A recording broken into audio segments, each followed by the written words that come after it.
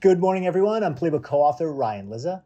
And what's driving the day today is, of course, the first debate between Vice President Kamala Harris and Donald Trump. And who else to help me break that down but my co-authors, Rachel Bade and Eugene Daniels. Hey, guys. Hey there. Thanks for doing this. First time in a while on video. All right, we're recording this right after the debate, about an hour after the debate. Let's start with you, Eugene. I want you to talk about Harris. Just give us, 30,000 feet, how she did. And then Rachel, I want you to talk about Trump. Eugene, you start. This was her debate, 30,000 feet, right? Like at the end of the day, she came in and did exactly what she wanted to do. And if you look at how she walked into the debate, I talked to some aides. They said she was going to shake his hand no matter what. He went straight behind the lectern. She walked over to him behind the lectern to shake his hand from the very beginning, kind of putting her stamp on the whole debate, saying, this is my shit, right? And she did that over and over and again. She was able to bait him on everything from crowd sizes to Wharton School on the economy, to even the Central Park Five. And she had one of them in the spin room for her. So that was clearly something that they had planned to do. I think when you look at all of the people who have debated Donald Trump since 2015, Republicans and Democrats, she was probably the most adept.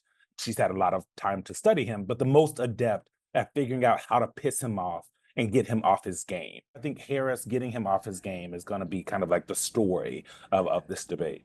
So better than Biden, you think? Better than Biden in the last much? No, fact check.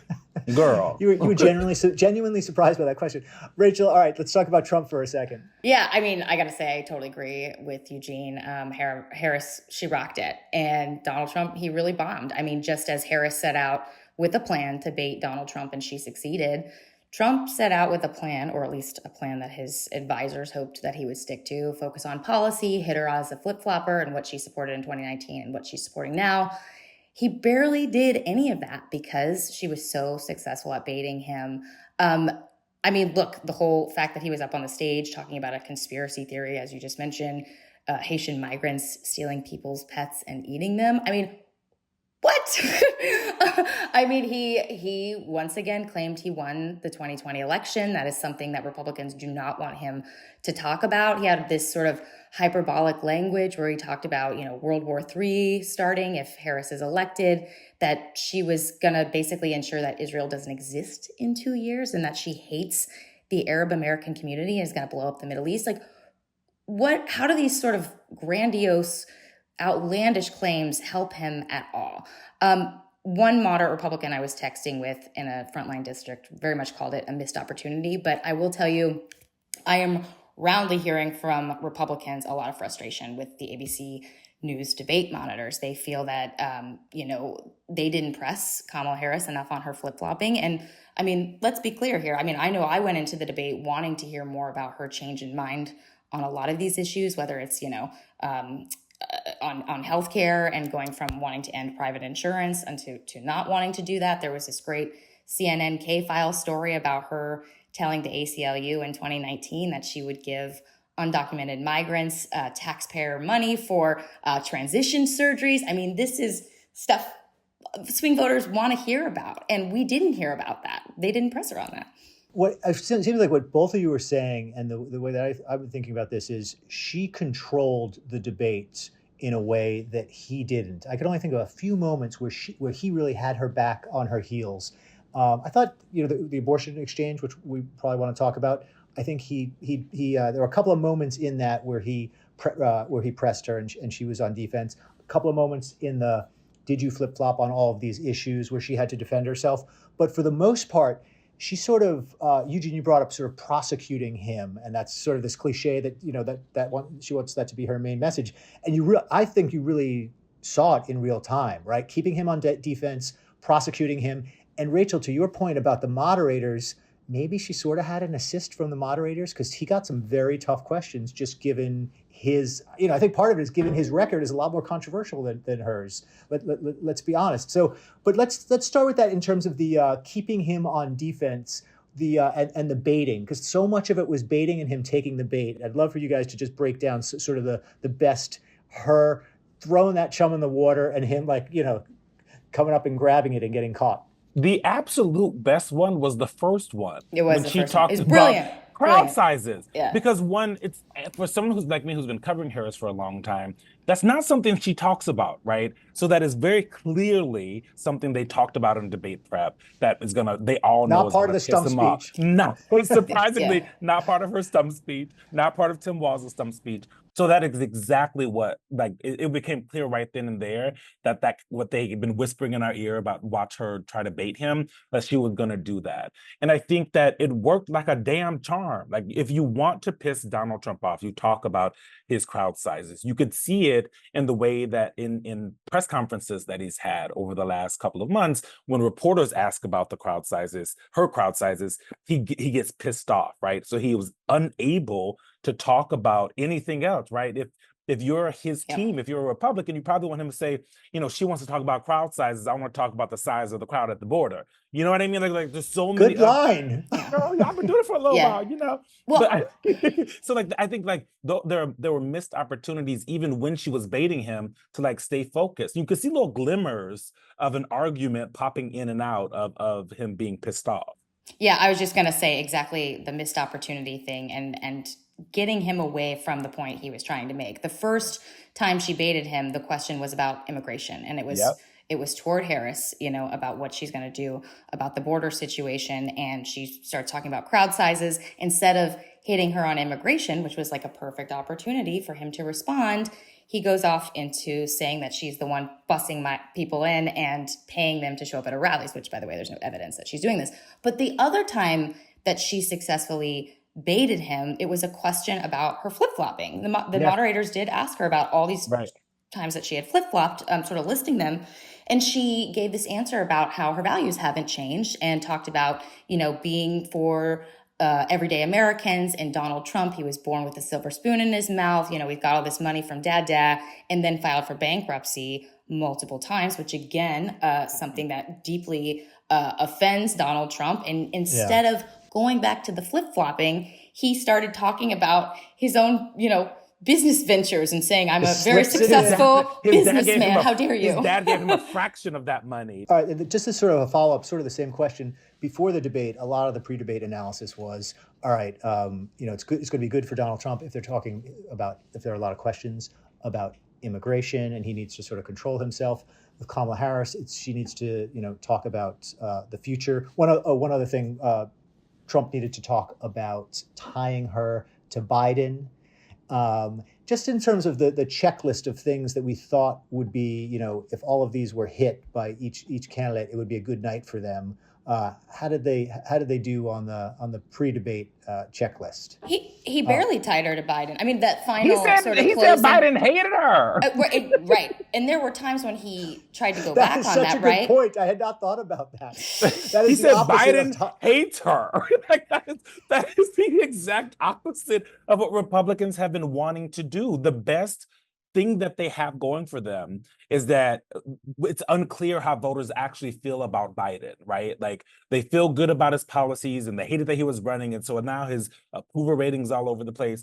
But like saying Biden and her, every sentence, Biden and Harris, that's what he should have done. I think that's what his campaign wanted to do. And I mean, he tried to do that in that closing. He tried to do it in the Biden. Statement. I wrote this down, Rachel. She is Biden came at 10:25. Right.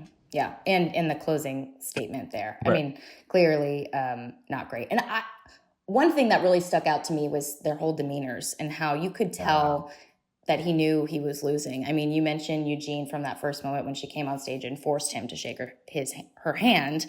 I mean, her talking to him, laughing at him when he was making, comments about her policies that weren't true, et cetera. Trump barely looked at her, and he looked furious the whole time. He seemed defensive. You could just see and crouched. Yeah. You could tell that he knew he was getting his butt kicked. We should talk about that abortion moment that you were talking about, Eugene, because I think that was one of the strongest moments for Harris, actually. I know you'd said you thought, Trump got some hits in on that, but like her response to him suggesting that, Democrats want to execute born babies she was really strong. But saying like, that's not happening, number one, and number two, it's insulting to women. That's going to resonate with a lot of women who frankly already don't like Donald Trump, and he's already got a problem with them. what was something we've written this in Playbook, it feels like 8 million years ago now, but about how Harris basically feels a responsibility and always has to kind of not allow Trump to moderate his views publicly on abortion, right? Not to kind of run away from, him praising that Dobbs came down and that Roe v. Wade is gone. And you could see him kind of, if you're a voter that hasn't been paying a ton of attention, there are parts of his argument that may resonate, right? That it's up to the states and now the states can decide, but that's not exactly what people who are on the pro-life side want, right? They want to see a national abortion ban. So his answers are not really good for anybody. They're not good for the folks who are on the pro-life side, and they're definitely not what pro-choice people want to hear. And one thing on the abortion, he made an attempt to push her on the one weakness of the Democratic abortion position, which is, what restrictions do you favor? Right. Her thing is, and she didn't answer the moderator. She kind of got away with it. Nobody pressed her. And similarly, Trump was pressed pretty hard on would he veto an abortion ban. Those are their sort of two weak points on the issue, and it was sort of unresolved by the end. But also, Trump definitely hurt by Lindsay Davis's fact check on abortion there. She just sort of slipped it in. Yeah, there was quite a bit of fact checking tonight. I guess more than we saw at the CNN debate, right? On In abortion years, issue, really. the Springfield conspiracy theory, January 6th. That's the eating the dogs thing, right? Yeah. The eating the dogs thing, yeah. So, but I mean, overall, my big sort of takeaway, we were talking about this on the chat.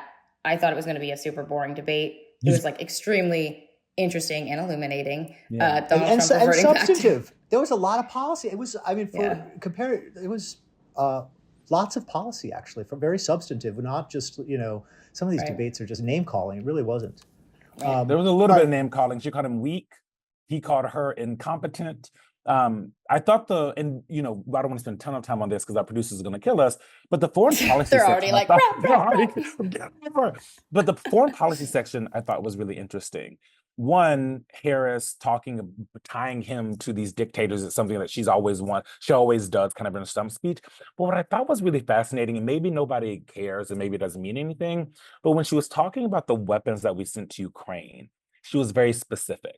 She mentioned the exact kind of weapons. And one of the things that you find in polling is that men, especially, don't always trust women on the military and don't always trust women on foreign policy. And I found it really interesting that she was so hyper specific about the weapons that we were sending Ukraine. And she's going to be held to a higher standard. Like, does she know all those details? If it's a male candidate, they're not going to be often held to that standard, and they don't have to know. Like, I don't know that Trump or Biden could name those weapons that. Biden could. Biden probably could. But maybe not Biden on June 27th. All right, yeah, that's a different story. All right, so I do think the conventional wisdom, at least among us, and I think I see it out there as well, and it's often wrong. So we'll have to eat crow if we're wrong about this. Is that Harris won this debate? Let's just flip it around here at the end. And a great, I think their campaign thinks they won it because they are asking for another debate. So we'll see where that goes. What was her weakest moment, and what was Trump's best moment? Can I just tell you, I was thinking about this myself going into this pod, like what was Trump's best moment? And I'm not sure that, not a really Nothing good stands one out. stands out, which is a problem for him. What are you going to distribute on social? What would you, if you're his manager, what do you want out there on Twitter? Maybe her dodging the questions on flip-flopping. But nothing from him, right? It would be her, not him. That's the thing, is like her, not him. All right. What about Kamala's weakest moment? What do we think it was? I think her weakest moment was actually early on.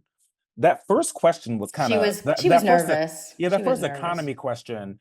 I haven't been able to. No one, any Democrat I've talked to hasn't. When I asked them about the question, they don't care about it because the rest of it they felt was so good. They asked her about the economy and what she would do differently, or how the economy was going and how people felt like it was bad, and she didn't answer. She dodged it and then talked about her opportunity economy. So it didn't land. So she still people still don't fully understand what she thinks about this economy. I think that was not great for her. I think that she didn't really get a chance to, and she should have taken the chance to give more insight into who she is. She talked about being a middle class kid with a single mom, but she didn't really give people a prosecutor, but maybe that's all she wants people to know about her, those two bio things. But obviously they didn't get an intro and 2 minutes to intro themselves. But those are opportunities. If this is the last debate, people, the millions of people who watch that won't leave with any, I don't think they'll leave with more of an understanding of who she is. Ryan, All did right, you well, have thoughts on Yeah, her? Ryan, you answer. No. You're I asking all want the Ryan's ass. questions. No, I want No Ryan's kidding. ass. Fortunately, that's all the time we have today. Overruled, honey. This is a democracy. Me and Rachel want Ryan to answer the question Her weakest about moment? Trump's best moment, at least. I think there was a moment, if you take out all the other context of the exchange on abortion, if you just completely change it. Yes, if the whole, she won that exchange entirely, but he pressed her at a couple of moments where I was thinking, like, okay, he's remembering what Kellyanne Conway and others have told him is kind of the weak spot, but that you would have to rip that out of context, and you wouldn't have the whole full exchange where he's fact checked, where she does that like long soliloquy about abortion rights that was I think a lot of people thought was very effective. That's the one that just stood out in my head. I'd have to watch the whole thing again to see if there were others. And her worst moment, I don't, maybe being a little evasive on the Roe question and the limits. But even there, I think it's nothing devastating. Yeah, nothing. So again, like, just a way to say that I think she won, he lost. When was the last time there was a debate that was this obvious? The last debate. Wow, Eugene. Have you blocked that all from your memory? Thank you, Rachel and Eugene. You can find more of this conversation by listening to Playbook Daily Briefing, wherever you get your podcasts. For more of our thoughts on the debate and what else you need to know, read Playbook this morning at politico.com/playbook. I'm Ryan Lizza, here with Eugene Daniels and Rachel Bade. Thanks for listening.